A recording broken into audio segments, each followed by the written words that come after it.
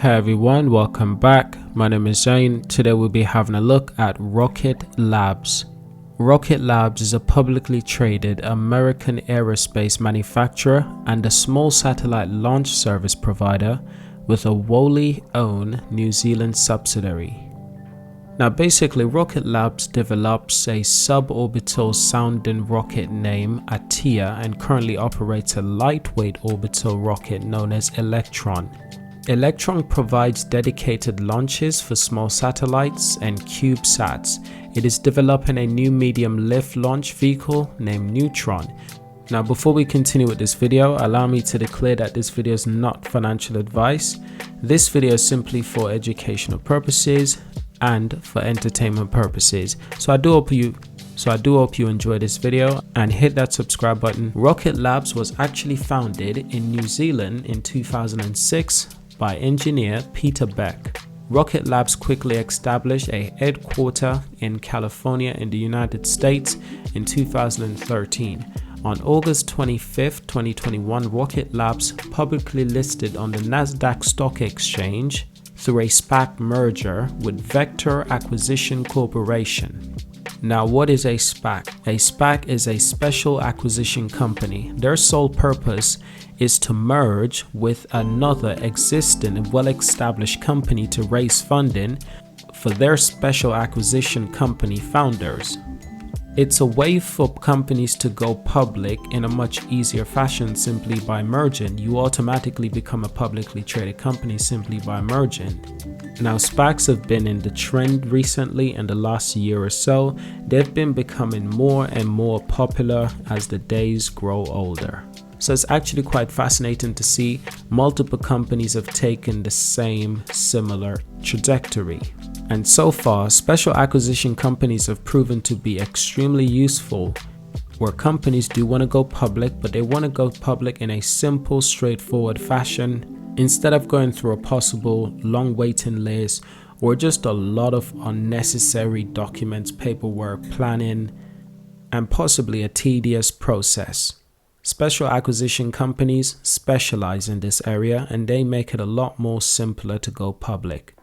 Now let's talk more about the Electron tests, the Electron program that actually began in 2017 with commercial flights announced by the company to occur at a price listed in early 2018 at $5.7 million, launching from Mahia Peninsula, New Zealand. The rocket's test flights took place on 25th of May 2017 and 21st of January 2018, while its first commercial flight took place on the 11th of November 2018. Now on the 16th of December 2018, Rocket Lab launched their first mission for NASA's ELA-NA program. The company plans to make its first Electron launch from the Mid-Atlantic Regional Spaceport in Virginia in 2021. Now we do have some fresh information out of the labs from Rocket Labs. That's actually a terrible joke. Rocket Labs reimagined rocket design with Neutron launch vehicle. This new vehicle challenges basic assumptions about how to get things to space. Rocket Labs finally pulled the cover off its Neutron rocket that CEO Peter Beck calls a rocket of 2050 as the company looks to take a greater share of the launch market currently that's dominated by SpaceX, proudly owned by Elon Musk. Now this is actually the first major update on the rocket from the company since Neutron was announced in March. Since then, Rocket Labs been very busy, going public via a merger with a blank check firm, continually developing its Neutron reusable program and expanding space service divisions. All this time, the company actually managed to stay well secretive around the Neutron project. So as for Rocket Labs reusability program, advanced one more step on Wednesday night. This was actually in the latter part of November this year, 18th of November 2021. So it's actually quite recent. And this occurred when the company recovered the booster from its Neutron launcher for the third time. The successful mission comes after a period of delay due to weather, but all went according to plan with the Lover at First Sight InSight mission taken off EST time from the company's launch facility in New Zealand, Mahia Provinciala. So Rocket Labs has successfully recovered the first stage booster twice in its history, the only other company besides SpaceX to achieve reusability. The first successful recovery took place November 2020 and then again in May 2021 this year, though that latter mission resulted in the destruction of the payload. So like those flights, this booster made a splashdown via parachute, but recovery included an additional element. Now the Electron actually sent 2 Black Sky Earth geospatial imaging satellites to low Earth orbit, part of the rapid 5 launch agreement on the behalf of Black Sky between Rocket Labs and the launch service provider Spaceflight Inc. These satellites were originally scheduled to go to the LEO in August, part of the 3 launch schedule that ended up being delayed due to a small resurgence of the pandemic in New Zealand and subsequently lockdown measures. So overall, I actually think that this company is extremely promising for a number of reasons, because this company is attempting to do exactly what SpaceX is doing, but on a much lower budget. And I can honestly say I have a huge amount of respect for Rocket Labs, because I see a lot of success in their future. So far throughout their history, they have made 21 launches, 105 satellite deployed. Rocket Labs has delivered 105 satellites to orbit. They currently occupy 3 different launch pads, and they currently have 2 Photon satellites in orbit. Some of their customers go from NASA, Black Sky, Canon, Fleet, Astro Digital, Unseen Labs, Spaceflight, Space Force, National Reconnaissance Mission. The list goes on, with more than 100 satellites deployed to orbits. So one thing to understand is that they're no longer a private company, they are a publicly traded company. But that doesn't change it. But that doesn't change much, because this is still a publicly traded company. This company is not government held, it's not government run, it's not government operated. It is a company that is invested by everyday people. Once again, not financial advice, but yet it's doing things that are unimaginable 15, 20 years ago. For a private company or publicly traded company, that which it is right now, to be this successful as a space operation company, it's really extraordinary to see, and it's really extraordinary to see their progress so far. Now, given that they are on a tiny budget compared to companies like SpaceX, this means that with their resource, they have to be a lot more careful. The space industry is unforgiving. It's extremely expensive, and unfortunately, there's a small number of companies who's in need of access to space at the moment, mostly for satellites delivery work. But this is regularly changing because more people are getting more interested in space on a daily basis, from space tourism, space hotels, to space exploration, to NASA signing huge partnerships and deals with SpaceX to deliver astronauts to the space station, supplies, and the list goes on. Space is growing, but most significantly, now what's really significant is the ability to mine asteroids in space, the resources that's possible, not to mention humans on Earth are already seeing a decline in resources.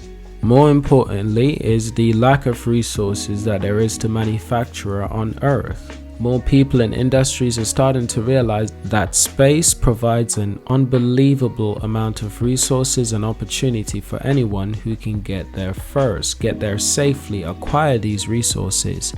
A big question on a lot of people's mind is which company will capitalize on this opportunity the best. Most suitable company right now is possibly SpaceX, but we're trying to avoid a scenario where not one given company can simply privatize the entire industry, which would be terrible for everyone overall. The space industry does seem to be reviving quite a lot. When a publicly traded rocket company can stay stable and profitable at the same time, being publicly traded. Well, I think that tells you a lot about the space industry, that it's not just changing, but it's growing. And Rocket Labs currently owes a value. Rocket Labs' current market cap, the value of the company, is currently around 6.8 billion. This is with a shares outstanding of 449 million. This is roughly estimated by Yahoo Finance. And what's quite interesting is just how much this company is being shorted. This is some information on the company's shorts as of October the 14th, 2021. That's 4.99 million. Basically 5 million worth of shares that are shorted. And as for the percentage of shares outstanding, shorts of shares outstanding, this is basically in its entire supply of shares outstanding. That's 0.8%, almost 1% of all shares are shorted. That's incredible. But if you compare this with a famous company that's known for being shorted by a lot of people, notably Tesla. It's quite a surprise. Tesla is a $1.1 trillion company right now as we speak. For some reason, despite the fact that it's proven that they are the future, Tesla is still being shorted. 30.3 million as of October 2021 this year. Now Tesla does have a large share supply, 1 billion to be exact, public float of 816 million. That's incredible, but 2.5% of all Tesla shares outstanding are all shorted shares. That's a large supply. And you can see it for yourself because that's 30.3 million shares that are shorted. That's incredible. So do not be surprised that companies like Rocket Labs are also being shorted in large quantity. It's quite common in the market, and to be honest, I think every publicly traded companies do get shorted at some time, at some point, because somewhere someone out there believes that the company could fail and they bet against the company. Money is king, money talks. But as for right now, I do think that Rocket Labs as a company is doing brilliant. I think the shares are in a prime position, a great position. As the shares grow, this company is able to sell more of their shares, which means that they get the opportunity to raise more money to do more ambitious things. Not to mention, there's other ways that they can definitely generate income as well, but not just income, but raising money. And I think one of the best ways, hopefully they do have different classes of shares that they can sell to private investors, which will provide more voting power in the company, and that will be more appeasing for long-term investors to have a bigger say in the company, to have a vote in the company, and to have a better position, but a better type of share, a better class of share. Obviously, I can't confirm this, I can't deny this, because I simply don't know. But it would be the best of Rocket Labs' interest, in my opinion, to have different classes of shares. This way, they're able to raise funding more oftenly for the company by selling more importantly held shares to generate more funding. And as a space company, they will need more funding. So I hope you've all enjoyed this video. Thank you for watching. Subscribe to see more. Leave a comment, leave a like, and obviously I will see you in my next video. Thank you for watching.